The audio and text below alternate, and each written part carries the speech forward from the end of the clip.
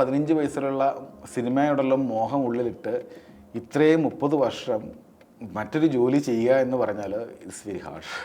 കാരണം ഞാനിങ്ങനെ ഒരു ആർട്ടിനെ പറ്റിയ ആർട്ടുകൾ പിച്ച് വെച്ചിരുമ്പോൾ അനുവിൻ്റെ പടം ഞാൻ കാണുന്ന അയ്യപ്പനും കോശം അയ്യപ്പനും കോശം കണ്ടപ്പോഴത്തേക്കും ഈ ക്യാരക്ടർ അത് അനുവിന് വൃത്തിയായിട്ട് ചെയ്യാൻ പറ്റുമെന്ന് എനിക്ക് മനസ്സിലായി. ആദ്യം കിട്ടിയ ശമ്പളം ദാറ്റ് ഇസ് അറൗണ്ട് ഒരു 1200 രൂപയാണെന്ന് തോന്നുന്നു. ഒരു 92-93 കാലഘട്ടത്തിലുള്ള എല്ലാവരും പേരൻസിന് ശമ്പളം അയക്കുന്നു. ചിലർ എന്നോടുള്ള ഓർത്തഡോക്സൊക്കെ അവരുടെ പൂജ പാർട്ടി എന്ന പരിപാടികളുണ്ട്, അതിന് കൊണ്ട് പൈസ ഇടുന്നു. ഞാൻ ആദ്യമായിട്ട് നേരെ മദ്രാസായിരുന്നു ട്രെയിനിങ്. നേരെ മദ്രാസിൽ വെച്ച് പിടിച്ചു. ക്യാമറക്കടയിൽ ഇങ്ങനെ ഈ പലഹാര അലമാരൊക്കെ ഉണ്ട് പോലെ എല്ലാവരും നോക്കി വന്നു. ഏത് ക്യാമറ വാങ്ങണം ചോദിച്ചു, വില തികഞ്ഞില്ല, തിരിച്ചു വന്നു. അപ്പം എൻ്റെ ക്രേസിനെന്ന് അറിയാൻ എൻ്റെ ഇമ്മീഡിയറ്റ് ഫ്രണ്ടുണ്ട്, അവൻ്റെ 500 രൂപ അളിയ പിടിച്ചു എന്ന് പറഞ്ഞ് തന്നു. അങ്ങനെ ആദ്യം പോയി ഒരു ക്യാമറ പിടിച്ചു കിട്ടിയ ശമ്പളത്തിന്.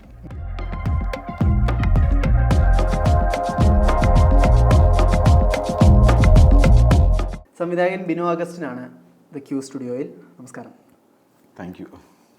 കൺഗ്രാറ്റ്സ്. ആദ്യം തന്നെ ബിഗ് ബെൻ ഞാൻ ഇന്ന് സിനിമ കണ്ട് ഇറങ്ങിയുള്ളൂ. അപ്പോൾ ആദ്യം ഈ ബിഗ് ബെൻ എന്ന സിനിമയിലെ എക്സൈറ്റ്മെൻറ്റ് ഫാക്ടറായിട്ട് തോന്നിയത് ഈ UK കാഴ്ചകൾ. നമ്മൾ ഒരു സെറ്റിംഗ് മാറുമ്പോൾ തന്നെ ഒരു എക്സൈറ്റ്മെൻ്റ് ആണല്ലോ.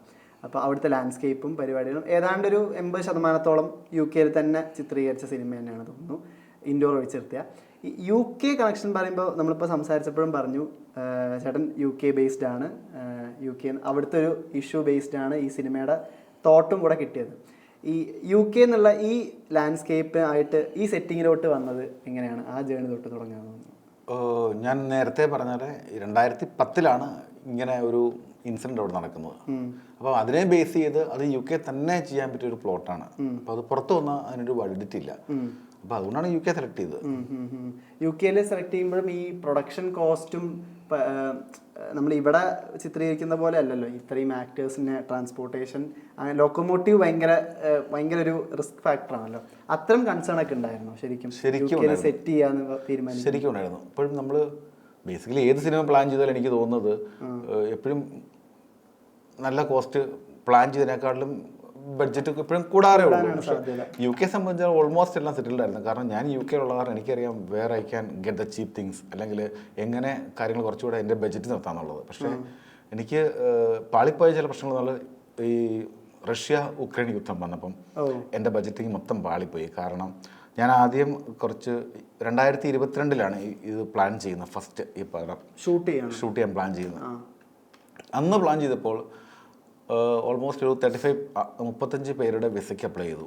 ആ സമയത്തോടെ വാർ ഓണായി. അപ്പോൾ ടെക്നീഷ്യന്മാരുടെ വിസ ആദ്യം വന്നു. അപ്പം അവർക്ക് ഈ UK വിസ പ്രോസസ്സ് ചെയ്യുന്ന ആൾക്കാർ അവർ യുക്രൈൻ എന്നുള്ള അഭയാർത്ഥികളെ സ്വീകരിക്കുന്നുണ്ട്. ആ പണിയായിട്ട് അവരങ്ങ് പോയി. അപ്പം ഇത്രയും വിസയുള്ള ആൾക്കാർ പേപ്പർ വർക്ക് പെൻഡിങ് ആയി. അപ്പം ലാസ്റ്റ് ഓൾമോസ്റ്റ് 5 മാസത്തിന് ശേഷമാണ് ആ വിസ കിട്ടുന്നത്. അപ്പോഴത്തേക്ക് അവിടെ വിൻ്ററായി. ആൻഡ് സെയിം വേ ഈ ടെക്നീഷ്യന്മാരുടെ വിസ എക്സ്പയർ ആകാൻ 2 ആഴ്ച നിൽക്കുമ്പോൾ അവരുടെ വിസ ഇഷ്യൂ ആവുന്നു. അപ്പം വിൻ്ററിൽ അപ്പോൾ ആ പ്രൊജക്റ്റ് നടക്കില്ല. കാരണം ഇനി അവർക്ക് ടെക്നീഷ്യന്മാർക്ക് വേറെ വിസ എടുക്കണം. അതുമല്ല വിൻ്ററായി കഴിഞ്ഞാൽ ഡേ ലൈറ്റ് ഒരു 10 മണിയാവും സൺലൈറ്റ് വരുമ്പോഴത്തേക്കും, ഒരു 3:30 അത് പാവും. അപ്പോൾ ഒരു 5 മണിക്കൂർ. അപ്പോൾ പിന്നെ നമ്മൾ ഷെഡ്യൂൾ മൊത്തം മാറും പ്ലാനിങ്. അപ്പോൾ നമ്മൾ ഒരു 35 ഡേയ്സ് ആ ഷൂട്ട് പ്ലാൻ ചെയ്യെങ്കിലും അത് ഓൾമോസ്റ്റ് ഡബിൾ ആകും. അപ്പോൾ അതുകൊണ്ട് അത് പോസ്റ്റ്പോൺ ചെയ്ത് 2023 ആക്കുമായിരുന്നു. ഇപ്പം നമ്മൾ ഇതിൻ്റെ ലൊക്കേഷൻ ചർച്ച ചെയ്തപ്പോൾ പോലെ തന്നെ ഏറ്റവും എക്സൈറ്റിംഗ് ആയിട്ടുള്ള ഇതിൽ ചർച്ച ചെയ്യുന്ന ഈ കേസ്, അതായത് ഒരു അതിജീവനത്തിൻ്റെ ഒരു കഥയാണ് സെക്കൻഡ് ഹാഫിൽ വരുന്നത്. അതിൻ്റെ കൂടെ ഏറ്റവും എക്സൈറ്റിംഗ് ആയി നിർത്തുന്നത് ഈ കേസാണ്, ഒരു ലീഗൽ ബാറ്റിൽ. ഇവിടെയൊക്കെ നമ്മൾ ഇന്ത്യയിൽ ഇതേ കഥ ഇന്ത്യയിൽ പറിച്ചു നടുകയാണെങ്കിൽ ഒരിക്കലും നടക്കാൻ സാധ്യതയില്ലാത്തൊരു കേസാണ്. യു കെയിൽ ഉള്ള ഒരു ലീഗൽ ബാറ്റിൽ നമുക്ക് തന്നെ കാണുമ്പോൾ അവിടുത്തെ നിയമം ഇങ്ങനെയാണല്ലേ എന്നുള്ള ഓരോ തിരിച്ചറിവാണ് അവിടെ വരുന്നത്. ഇതിൻ്റെ ഇപ്പോൾ നമ്മൾ പോസ്റ്റ് റിലീസ് സംസാരിക്കുന്നതുകൊണ്ട് കൂടെയാണ് ചോദിക്കുന്നത്, ഈ ലീഗൽ കേസ് ഇതിൻ്റെ തോട്ട് വരുന്നത് ആ റിയൽ ഇൻസിഡൻറ്റിനെ പറ്റി പറയാൻ പറ്റുമോ? അതിൻ്റെ കൃത്യം പറയുവാണെങ്കിൽ ഇവിടുത്തെ നിയമവ്യവസ്ഥ ഒരു പരിധി വരെ നമുക്ക് ഇൻഫ്ലുവൻസ് ചെയ്യാൻ സാധിക്കുമെന്നാണ് എനിക്ക് മനസ്സിലായത്. എന്തൊക്കെയാണെങ്കിലും കുറച്ചൊക്കെ ഒരു പരിധി വരെ ഇൻഫ്ലുവൻസ് ചെയ്യും. പക്ഷേ UK നിയമവ്യവസ്ഥ ബ്രിട്ടീഷ് പ്രധാനമന്ത്രി പറഞ്ഞാൽ പോലും ആരും കേൾക്കില്ല. ഒരു പോലീസുകാരനായിക്കോട്ടെ ഒരു ട്രാഫിക് വയലേഷൻ പിടിച്ചു, ഒരിക്കലും ഒരു ബ്രിട്ടീഷ് രാജാവ് പ്രൈം മിനിസ്റ്റർ വിളിച്ച് പറയില്ല അത് വയലേഷനാണ്, ഇത് എൻ്റെ ആളെ വിട്ടേക്കാൻ. അയാൾ ഒരിക്കലും പറയില്ല ഫസ്റ്റ് തിങ്. ഇനി പറഞ്ഞാലും അത് എന്താ പറയുക, അയാൾ ഡിപ്പാർട്ട്മെന്റ് അല്ല, that's none of your business പോലീസിനെ തിരിച്ച് പറയും. അതായത് നമുക്ക് എപ്പോഴും ഈക്വൽ സ്റ്റാറ്റസ് തരുന്നൊരു കൺട്രിയാണ്. ഇപ്പം എൻ്റെ കൂടെ ഞാനൊരു പബ്ബിലോ ഹോട്ടലിലോ പോയി ഒരു ബ്രിട്ടീഷ് പ്രധാനമന്ത്രി വന്നിരുന്നാലും അയാളെ ഞാൻ സാറിന് വിളിക്കുകയോ റെസ്പെക്ട് ചെയ്യേണ്ട ആവശ്യമില്ല. ഞാൻ അയാളെ വിളിക്കുന്നത് ഹായ് ഋഷി, ഇതാണ് ഒരു കോൺവെർസേഷൻ അവിടെ ഇരിക്കുന്നത്. അപ്പം നമുക്ക് പേഴ്സണാലിറ്റി, ഒരു വ്യക്തി സ്വാതന്ത്ര്യമുള്ള കൺട്രിയാണ്. പിന്നെ ഈക്വൽ സ്റ്റാറ്റസ് ആണ്.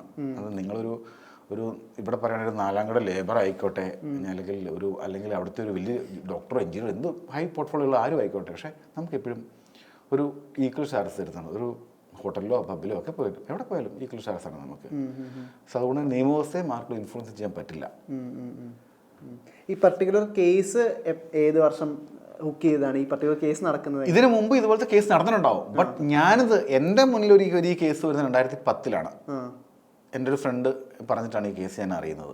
അപ്പം പുള്ളിയോട് ഇപ്പം എനിക്ക് മനസ്സിൽ എൻ്റെ അതിനൊരു ബേസിക് ത്രെഡ് മനസ്സിൽ വീണു. അപ്പോൾ ഞാൻ ഇതെങ്ങനെ ഡെവലപ്പ് ചെയ്യാം എന്നുള്ളതനുസരിച്ച് ഞാൻ പുള്ളി കുറേ കാര്യങ്ങൾ ചോദിച്ച് മനസ്സിലാക്കി. അപ്പം എൻ്റെ ഫ്രണ്ടും ഒരു ലോയറാണ് പുള്ളി അവിടുത്തെ.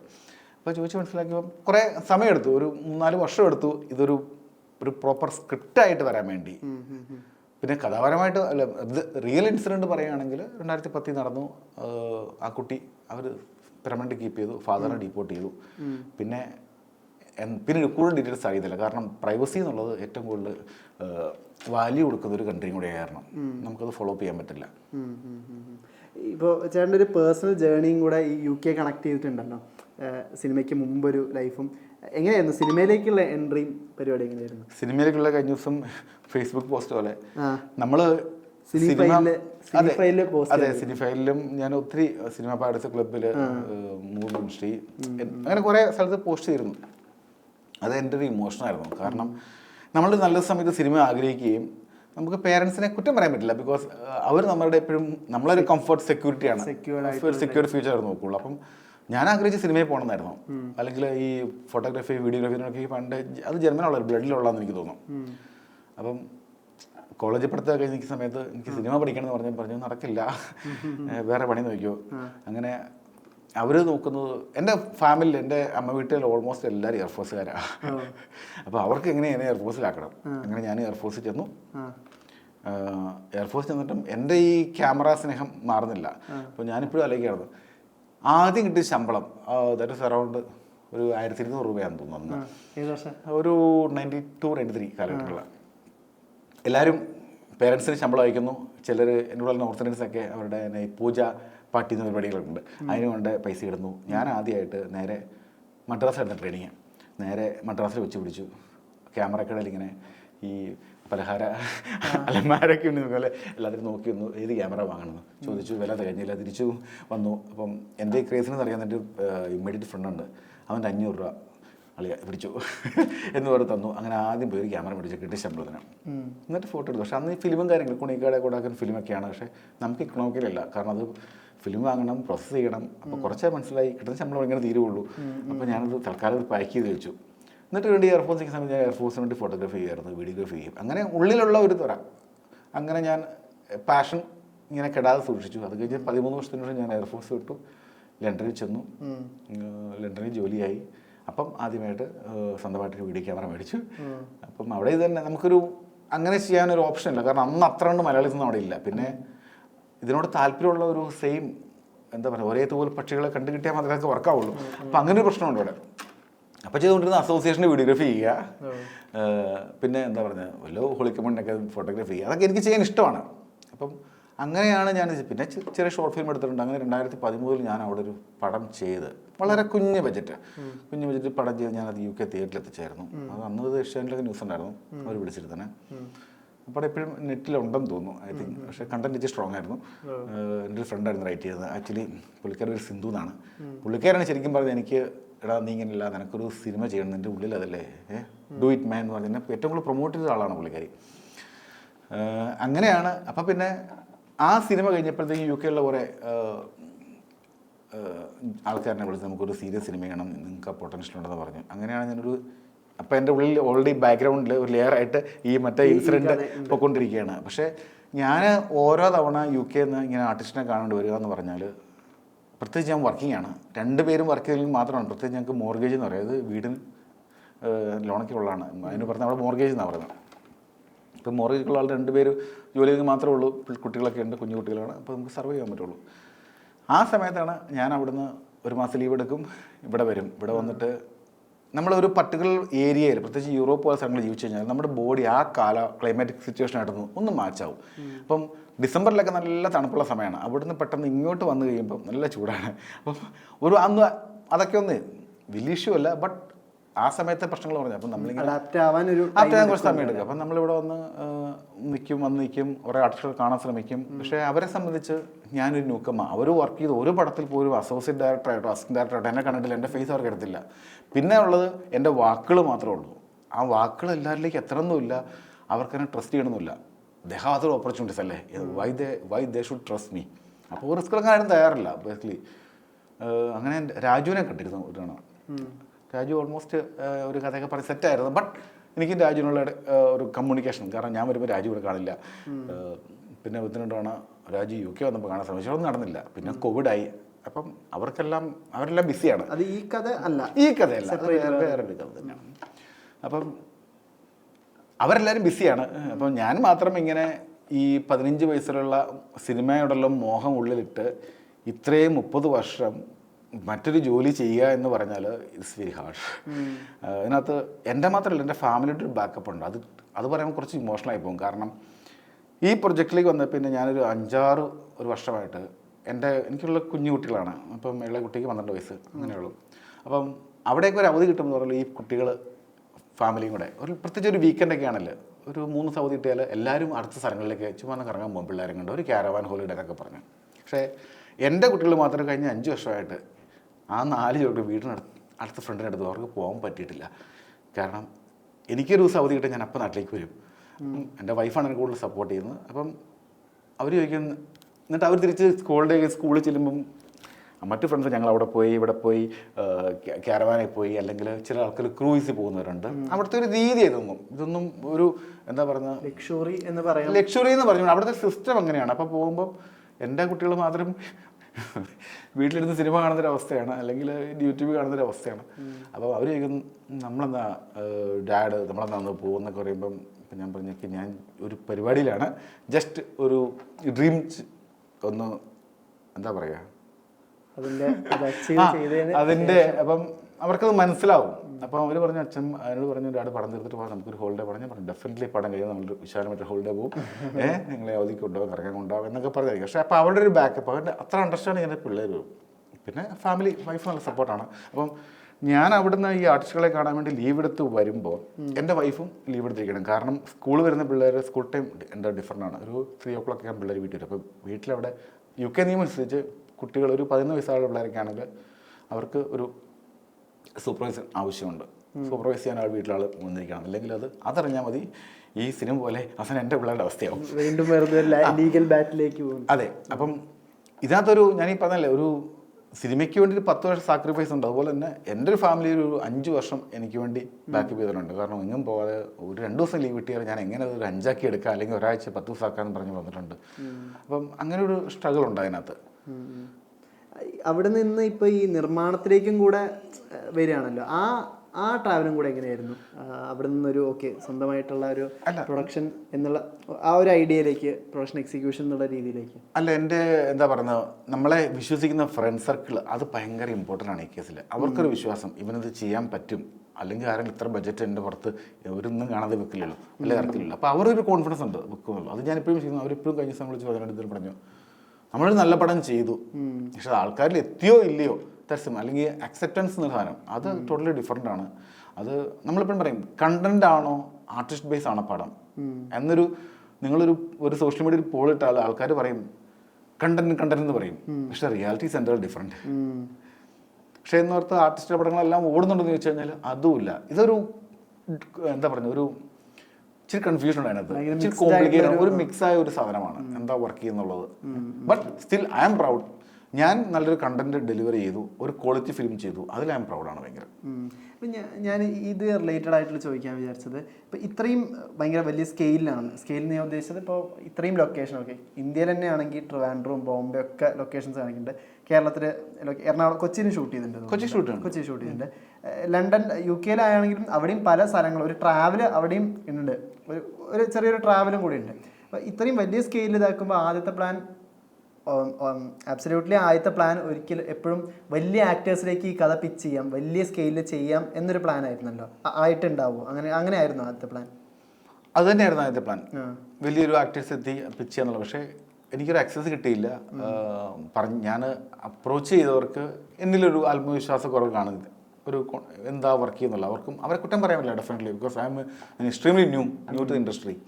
അപ്പം എൻ്റെ സ്കിൽ എന്താ അല്ലെങ്കിൽ എൻ്റെ ഡ്രീം എന്താണെന്നുള്ളത് എനിക്ക് കമ്മ്യൂണിക്കേറ്റ് ചെയ്യാൻ പറ്റില്ല. ഒരുപക്ഷെ അത് എൻ്റെ മിസ്റ്റേക്ക് ആകാം എന്ന് വിചാരിക്കുന്നു. അതായിരിക്കും സംഭവിച്ചത്. അനുമോഹൻ, അതിഥി രവി ഇവരിലേക്ക് എത്തുന്നത് എങ്ങനെ ശരിക്കും? അത് അവരിലേക്ക് എത്താൻ കാരണം ഞാനിങ്ങനെ ഒരു ആർട്ടിനെ പറ്റിയ ആർട്ടുകളെ പിച്ച് ചെയ്ത് വെച്ചിരുമ്പോൾ അനുവിൻ്റെ പടം ഞാൻ കാണുന്ന അയ്യപ്പനും കോശിയും അയ്യപ്പനും കോശി കാണുമ്പോഴത്തേക്കും ഈ ക്യാരക്ടർ അത് അനുവിന് വൃത്തിയായിട്ട് ചെയ്യാൻ പറ്റുമെന്ന് എനിക്ക് മനസ്സിലായി. ഇപ്പം സിനിമ കണ്ടെങ്കിൽ ഇപ്പോൾ ഒരു പക്ഷേ അറിയാൻ പറ്റും. അനു ഇത് വൃത്തിയായിട്ട് ചെയ്തിട്ടുണ്ട്. He's an excellent artist. അതിഥിയായാലും പറയണ്ട, പടം കണ്ടല്ലോ അല്ലേ, അസാധ്യ പെർഫോമൻസ് ആണ് അതിഥിയാണ് ചെയ്തിരിക്കുന്നത്. ചെറിയ ഇമോഷൻസ് ഒക്കെ പറയുകയാണെങ്കിൽ ഇപ്പം അതിനകത്തൊരു സീനുണ്ട്, അപ്പം ഞാനത് മോണിറ്റർ ശ്രദ്ധിക്കുകയാണ് ഇങ്ങനെ ചെയ്യുന്നുള്ളത്. അപ്പം വീട്ടിലെ പൈസ അയക്കുന്നതിനെ കുറിച്ചൊരു കാര്യം പറയുന്നുണ്ട്. അപ്പോൾ അതിഥിയുടെ ഒരു ഇങ്ങനെ അതിഥി അനുവിനോട് ഷൗട്ട് ചെയ്ത് ഒരു ദേഷ്യത്തിലാണ് പറയുന്നത്. അപ്പം അത് ഇടത്തെ കൈ നോക്കുക, ഇടത്തെ കൈ ആ ജസ്റ്റ് നോക്കുക, ആ ഓട്ടോമാറ്റിക്കലി കറക്റ്റ് അതിന് നേരെ വന്നിട്ട് ഞങ്ങൾ എന്ന് പറയുമ്പോൾ തന്നെ വയലൻ്റ് ആയിട്ടിരിക്കുന്ന അങ്ങനെ ഒരു എന്താ പറഞ്ഞ ആ സിറ്റുവേഷൻ മനസ്സിലായല്ലോ. അപ്പം ആക്ടിങ് അമേസിംഗ് ആണ് എല്ലാവരും, രണ്ടുപേരും നല്ല ആർട്ടിസ്റ്റുകളാണ്. ഈ പ്രൊഡക്ഷൻ ആസ്പെക്റ്റിൽ ഇപ്പോൾ ഇവിടുന്ന് ഒരു കഥ പുറത്ത് ഷൂട്ട് ചെയ്യണം എന്നുള്ളതെങ്കിൽ അതിൽ വരുന്നൊരു ഹഡിൽസും എന്താണ് അതിൻ്റെ ഒരു ലീഗൽ പ്രൊസീജിയർ വരുന്നത്? അതായത് ഇപ്പോൾ സ്ക്രിപ്റ്റ് നമ്മൾ അവിടുത്തെ ഒരു അതോറിറ്റിയുടെ അടുത്ത് ആ ഫ്രെയിം വർക്ക് എങ്ങനെയായിരിക്കും? അല്ല, അങ്ങനൊന്നുമില്ല. നമ്മൾ ബേസിക്കലി നമ്മൾ കൊണ്ടുവന്ന ആർട്ടിസ്റ്റ് അല്ലെ ടെക്നീഷ്യന്മാരുടെ പ്രൊഫൈൽ ഭയങ്കര ഇമ്പോർട്ടൻ്റ് ആണ്. ഒരു പ്രൊഫൈൽ ഇല്ലാത്തവരെ UK-യിലേക്ക് വിസ കിട്ടില്ല, അവർ സ്ട്രേറ്റ് റിജക്റ്റ് ചെയ്യും. പ്രൊഫൈൽ മീൻസ് അവർ നിങ്ങളെ തിരക്കും. അവർക്ക് they have agencies I think. അവർക്ക് കാരണം ഇതൊരു ഒരു മോശം വശം കൂടെ ഉണ്ട്, മിസ്യൂസ് ചെയ്യുന്ന ഒരു വശം കൂടെ ഉണ്ട്. അത് നമ്മളല്ല, ഇന്ത്യൻ സിനിമയിലുള്ളവർ, മലയാളികളല്ല, ഇന്ത്യൻ സിനിമയിലുള്ള മലയാളി ഇല്ലെന്ന് ഞാൻ പറയുന്നില്ല, കാണുമായിരിക്കും, ബട്ട് എൻ്റെ അറിവിലില്ല, അറിയാത്ത കാര്യം പറയാൻ പറ്റില്ല. അപ്പം എനിക്ക് തോന്നുന്നത് ഇന്ത്യൻ സിനിമയിൽ അങ്ങനെ ആൾക്കാരുണ്ട്, ഞാൻ കേട്ടിട്ടുണ്ട്. ഒരു സിനിമയുടെ പേരിൽ കുറച്ച് ആൾക്കാരെ UK-യിലേക്ക് കൊണ്ടുപോവുക, അത് കഴിഞ്ഞ് അവരെ അവിടെ നിന്ന് കടത്തി വിടുക. ഇപ്പം മറ്റേ ഷാരുഖ് ഖാൻ്റെ സിനിമയിൽ ഡെങ്കിക്ക് പറഞ്ഞ പോലെ ഡെങ്കി വിസ എന്ന് പറയുന്നത് അവർ പറയുക, ഓക്കെ അവരോട് ചാടി മുങ്ങുക. അപ്പം നമ്മൾ എന്തൊരു ആപ്ലിക്കേഷൻ സബ്മിറ്റ് ചെയ്താലും അത് എംബസിയിലുള്ളൊരു അവർ ഭയങ്കര കോഷ്യസായിരിക്കും. അവർ ഭയങ്കര ഇയാൾ ഇവിടെ ചാടാൻ വന്ന് തന്നെ വരുന്നതാണ്, ആ ഒരു ആസ്പെക്ട് മൈൻഡിൽ അവർ ആപ്ലിക്കേഷൻ പ്രോസസ് ചെയ്യുള്ളൂ. അപ്പം അതിനകത്ത് അവർക്കൊരു സംശയം വന്നാലും അവരത് റിജക്റ്റ് ചെയ്ത് തന്നെ ചെയ്യും. അപ്പം പോകുന്ന ആളുടെ പോർട്ട്ഫോളിയോ ഭയങ്കര ഇമ്പോർട്ടൻ്റ് ആയിരിക്കണം. അതല്ലാതെ ഒരു സ്ക്രിപ്റ്റ് അങ്ങനെ ഒരു പ്രൊസീജിയർ ഒന്നുമില്ല. അങ്ങനൊന്നുമില്ല. ഈ ഇപ്പോൾ പോസ്റ്റ് റിലീസ് ഇപ്പോൾ നോക്കുകയാണെങ്കിൽ ഏറ്റവും കൂടുതൽ ഈ കളക്ഷൻ ആണല്ലോ ഏറ്റവും കൂടുതൽ ചർച്ച ആവുന്നത്. അതായത് പണ്ടിപ്പോൾ സിനിമ നല്ലതാണോ എന്ന ചോദ്യത്തിൽ നിന്ന് ഇപ്പോൾ ഓക്കെ 50 കോടി അടിച്ചോ അല്ലെങ്കിൽ 100 കോടി അടിച്ചോ, ആ കളക്ഷനാണ് ഇപ്പോൾ കൂടുതൽ, അതായത് വ്യൂവേഴ്സിൻ്റെ ഇടയിൽ ചർച്ച ആവുന്നത്. അങ്ങനത്തെ ഒരു സ്പേസ് ശരിക്കും ഭയങ്കരമായിട്ട് പുൾ ബാക്ക് ചെയ്യുന്നുണ്ടോ ഒരു ആർട്ടിസ്റ്റിനെ സംബന്ധിച്ച് അല്ലെങ്കിൽ ഒരു ക്രിയേറ്ററെ സംബന്ധിച്ച്? അത് ഭയങ്കരമായിട്ടൊരു ഡിസ്കറേജിങ് ആയിട്ടുള്ളൊരു തോന്നിയിട്ടുണ്ടോ? അല്ല, ഈ കളക്ഷൻ വിടുന്നത് അതിനെക്കുറിച്ച് എനിക്ക് കൃത്യമായൊരു ധാരണയില്ല, അല്ലെങ്കിൽ ഞാൻ ആ ഭാഗത്തേക്ക് നോക്കിയിട്ടില്ല, എത്തിയിട്ടില്ല. മീൻസ് മറ്റുള്ള പടങ്ങളെ കുറിച്ചാണ് പറയുന്നത്. അപ്പോൾ എത്ര കണ്ട് വർത്താണ് ഇത് മാനിപ്പുലേറ്റ് നടന്നൊന്നും എനിക്കറിയത്തില്ല. പക്ഷേ ഇതൊക്കെ ആഘോഷിക്കുന്ന ആൾക്കാരിവിടെ ഉണ്ട്. ഞാൻ കണ്ടിട്ടുണ്ട്, ഫേസ്ബുക്കിൽ കണ്ടിട്ടുണ്ട്, ഫാൻസുകാരിരുന്ന് കണ്ടിട്ടുണ്ട്, ഇദ്ദേഹത്തിന് എത്ര വന്നു, ഇദ്ദേഹത്തിന് എത്ര കളക്ട് ചെയ്തു. പക്ഷേ that's not my cup of tea. ഞാനൊരു ക്രിയേറ്ററാണ്. അപ്പം അതിൻ്റെ ബിസിനസ് തലങ്ങളൊന്നും ഞാൻ ശ്രദ്ധിക്കാറില്ല. ഒരു നല്ല പടം ചെയ്യുക, ഇത് മാത്രമേ ഉള്ളൂ ഞാൻ നോക്കാറുള്ളൂ. കണ്ടുള്ള പടം ചെയ്യുക, ഓഡിയൻസിന് ഇഷ്ടപ്പെട്ട പടം ചെയ്യുക, അവരെ എൻഗേജ് ചെയ്യുക. കാരണം അവർ കഷ്ടപ്പെട്ട് 100-200 രൂപ മുടക്കി, ഫാമിലിക്ക് 10,000 രൂപയായിട്ട് മുടക്കി വരുന്നവരാണ്. വരുമ്പോൾ കുട്ടികൾ പോപ്കോൺ കഴിക്കും, പെപ്സി കുളിക്കും. ഇതൊക്കെ മോളിലെ പൈസ എന്ന് പറഞ്ഞാൽ പുറത്തെക്കാട്ടിലും ഒരു 3-4 ഇരട്ടിയായിരിക്കും. അപ്പോൾ ആ വരുന്ന ഫാമിലിക്ക് പോകുന്ന വഴിക്ക് ഒരു തട്ടിക്കൂട്ട് പടം ചെയ്തിട്ട് എന്തൊരു വൃത്തികെട്ട പടമായിരുന്നു, അവർക്ക് ഒരു തരത്തിലുള്ള സന്തോഷം കൊടുക്കാതെ വിടുന്നതിനോട് എനിക്ക് ഒട്ടും അഭിപ്രായമില്ല. സിനിമ എൻ്റെ അഭിപ്രായമാണ്, ഇത് മറ്റുള്ള ഓരോരുത്തർക്കും അഭിപ്രായ സ്വാതന്ത്ര്യം ഉണ്ടല്ലോ. എൻ്റെ അഭിപ്രായം വെച്ച് പറയുകയാണ്, സിനിമ ഷുഡ് ബി ആൾക്കാരെ രസിപ്പിക്കുന്നതായിരിക്കണം, അവർക്ക് ഇഷ്ടപ്പെടുന്നതായിരിക്കണം എന്നാണ് ഞാൻ പറയുന്നത്. പറയാത്ത കഥകൾ, കേൾക്കാത്ത കഥകൾ, കോപ്പി അല്ലാത്ത ഒരു പടത്തിനെയും കോപ്പി അല്ലാതെ അങ്ങനെ സാധനങ്ങളൊക്കെ ചെയ്യാന്നുള്ളതാണ് ഞാൻ ഉദ്ദേശിക്കുന്നത്. ഈ UK കമ്മ്യൂണിറ്റി അവിടെ ഉറപ്പായിട്ടും അവിടെ ഒരു സോഷ്യൽ ഒരു കമ്മ്യൂണിറ്റി കൂടി ഉണ്ടാവില്ലേ? അവർ പടം അവിടെ റിലീസ് ചെയ്ത് അവരുടെ റെസ്പോൺസ് എങ്ങനെ ഉണ്ടായിരുന്നു? നല്ല റെസ്പോൺസാണ് UK-ല്. ഇന്നലെ 4-5 ഷോസ് ഫുള്ളായിരുന്നു എല്ലാവരും. പിന്നെ അവിടെ എന്ന് പറഞ്ഞാൽ അവർക്ക് ആപ്പാടെ കിട്ടുന്ന ഒരു സാറ്റർഡേ സൺഡേ ആയിരിക്കും. അതിനകത്ത് ഒന്നുമില്ലെങ്കിൽ ഈ കുഞ്ഞു കുട്ടികളൊക്കെ ആണെങ്കിൽ അവർക്ക് ട്യൂഷൻ കാണും, അല്ലെങ്കിൽ എന്തേലും അസോസിയേഷൻ്റെ പരിപാടികൾ എന്തേലും കാണും, അല്ലെങ്കിൽ ഒരു വടംവലി കാണും. ഇതൊക്കെ നമുക്ക് അറിയാം. അപ്പം അവർക്കൊരു പബ്ലിക് ഗാദറിങ്, പ്രത്യേകിച്ച് സമ്മർ സമയങ്ങൾ, അത് ഭയങ്കര ഇമ്പോർട്ടൻ്റാണ്. കാരണം അവർക്കൊരു സോഷ്യൽ ലൈഫ് ആണല്ലോ. ഈ എൻ്റർടൈൻമെൻറ്റ് എന്നൊരു സാധനം ഉണ്ടല്ലോ. സന്തോഷ് ജോർജ് കുളങ്ങര അവരുടെ പറഞ്ഞാൽ പൈസ സമ്പാദിക്കുക മാത്രമല്ല, ഒരു ലൈഫ് കൂടെ വേണമല്ലോ. അപ്പോൾ അതിനൊക്കെ അവർ പോകാറുണ്ട്. അപ്പം അതുപോലത്തെ ഇവൻസുകൾ, അതുപോലെ ഇവിടുന്ന് നാട്ടിലെ ആൾക്കാർ, നാട്ടിൽ നിന്ന് വന്നവർ അവിടെ ഒരു എന്താ പറയുക പ്രോഗ്രാം അവതരിപ്പിക്കാറുണ്ട്. അപ്പോൾ അതിനൊക്കെ സമയം കിട്ടാറുണ്ട്. അപ്പോൾ അതൊക്കെ സിനിമയെ ബാധിക്കാറുണ്ട് പൊതുവേ. അല്ലെങ്കിൽ അത്ര കണ്ട് ഒരു ഹൈപ്പിൽ വരുന്ന പടമായിരിക്കണം. ഇപ്പം ലൂസിഫർ ഇപ്പോൾ വരാൻ പോകുന്നു. അപ്പോൾ അതിനോട് അത്ര കണ്ട് ആൾക്കാർ എക്സ്പെക്ട് ചെയ്തിരിക്കുകയാണ്. അപ്പോൾ ഈ ബിഗ് ബെൻ ഉടനെ ഇപ്പം കഴിഞ്ഞ വീക്ക് ബിഗ് ബെൻ റിലീസാണ്. ഇനി നെക്സ്റ്റ് പ്ലാൻ അത് മനസ്സിലുണ്ടോ? എങ്ങനെയാണ് അത്? ഉണ്ട്. അതായത് ഞാൻ ഓൾറെഡി സിനിമയിൽ ആഗ്രഹിച്ച് മോഹിച്ച് ലേറ്റ് ആയിട്ട് വന്നതാണ്. എനിക്ക് ഓരോ പ്ലാൻസ് ഉണ്ട്, ബാക്ക് ടു ബാക്ക് പ്ലാൻ ഉണ്ട്. പക്ഷേ എത്ര പടം ചെയ്യുക എന്നുള്ളതല്ല, പക്ഷെ കണ്ടന്റ് ക്വാളിറ്റി അത് ഞാൻ ഡെലിവറി ചെയ്തിരിക്കും. ഇതാണ് എൻ്റെ, അല്ലെങ്കിൽ പിന്നെ നമ്മൾ സർവേ ചെയ്യില്ല. എൻ്റെ കരിയർ അവിടെ തന്നെ തീരും. ഇതാണ്. അപ്പോൾ താങ്ക് യു സോ മച്ച്. അപ്പോൾ ബിഗ് ബെൻ എല്ലാവിധ ആശംസകളും, ഇനിയുള്ള ചേട്ടൻ്റെ ജേണിക്ക് എല്ലാവിധ ആശംസകളും. Thank you so much.